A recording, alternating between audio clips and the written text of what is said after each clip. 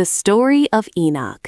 ஏனோக்கு ஆதாமின் 7வது தலைமுறை வம்சத்தை சேர்ந்தவர். அவர் 365 வருடங்கள் பூமியில் வாழ்ந்தார்.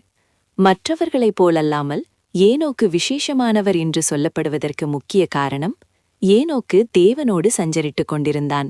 ஆதியாகமம் 5:24. இதன் பொருள், அவர் கடவுளுடன் மிக நெருக்கமான, ஆழமான உறவை வைத்திருந்தார் என்பதாகும். பைபிளில் மரணத்தையே சந்திக்காமல் பரலோகத்திற்கு எடுத்துக்கொள்ளப்பட்ட 2 மனிதர்களில் ஏனோக்கு முதன்மையானவர். மற்றொருவர் எலியா.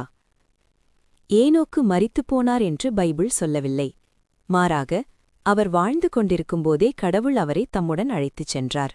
புதிய ஏற்பாட்டில் எபிரேயர் 11ஆம் அதிகாரத்தில் விசுவாச பட்டியல் ஏனோக்கை பற்றி குறிப்பிடப்பட்டுள்ளது.